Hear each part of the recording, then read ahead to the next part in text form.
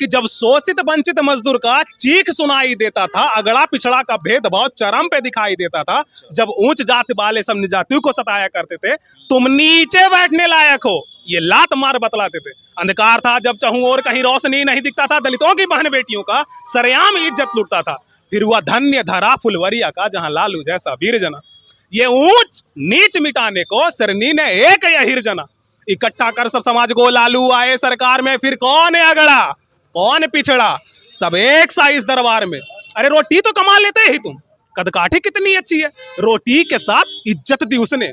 कहानी ये सच्ची है, अगर जानोगे पहले की हकीकत तुम खुद को बेचैन पाओगे। अगर सब कुछ रख दो सामने यार तुम लालू के फैन हो जाओगे। और हाँ, आज तुम कुछ भी कह सकते हो, कहने का तुमको अधिकार दिलाया है, पर जो अम्बेडकर ने संविधान में लिखा था हकीकत में बिहार में लालू जी ने लागू करवाया है।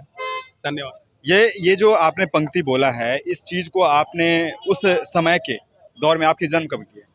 98 की 90s में आप भी नहीं थे शुरुआत में। आप ये जो ऐतिहासिक बात बता रहे हैं, आप जो इन बातों को उन अगड़ा को लेकर आप टारगेट कर रहे हैं, तो ये कहीं ना कहीं एक मंच पे जब आप समाज को अध्यात्म से जोड़ते हैं और अपने निजी जीवन में आप इस तरह की बात जब बोलते हैं, तो क्या ये विद्वेष फैलेगा समाज में या फिर सामाजिक समरसता बढ़ेगी? जैसे आपने प्रश्न किया कि मेरी जन्म 98 में हुआ था, हम यहाँ जिस चीज़ के लिए अभी इकट्ठा हुए हैं वो है गोवर्धन पूजा का। मेरी जन्म तो उस समय नहीं हुआ था, जो इतिहास में हमने पढ़ा उस चीज़ को आगे लोग फॉलो करते हैं। रही 90 की बात, तो 90 में जो लोगों ने त्रासदी झेली थी, जो अगड़ा पिछड़ा का वो हकीकत लोगों से आप सुन सकते हैं, जो जी है उस चीज़ को उससे सुन सकते हैं। तो इसमें अब समरसता की बात रही है, हम बता रहे हैं आपको ना, समरसता की बात रही है। तो जो जैसे धर्म का चूरन चढ़वाते हैं कि जाति से ऊपर उठिए, तो केवल और केवल क्या पॉलिटिक्स के लिए, वोट के लिए ही ना। जब सामाजिक जब जो समरसता होती है, एक बराबरी की जब बात आती है, तो उस समय जात दिखा जाता है। और जब यहाँ पे वोट की बात आती है तो जात से ऊपर उठिए, वोट के लिए ही ना। क्या आज जो है बिहार नहीं लगता है आपको, आप ये चीज़ छोड़ दीजिए कि आप किस जाति से, मैं किस जाति से हूँ, आपको नहीं लगता है कि अभी भी बिहार में जो राजनीति है एक वोट एक जाति विशेष तक ही सिमट के है? लगता है कि नहीं? हर पार्टी है जो इस चीज को फॉलो करते हैं।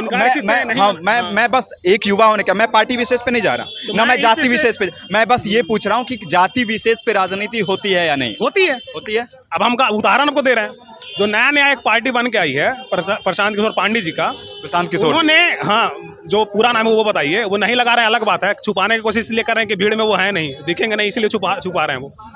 तो जो उन्होंने यहाँ पे एक रणनीति बनाया है तो वो चुनाव का रणनीतिकार ही।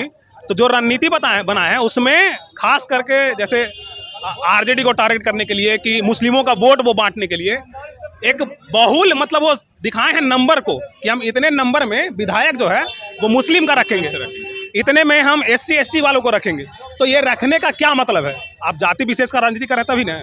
तो बिहार में कितना भी कोई भी आ जाए, जाति विशेष का राजनीति होती ही है, इसे इनकार हम नहीं करेंगे।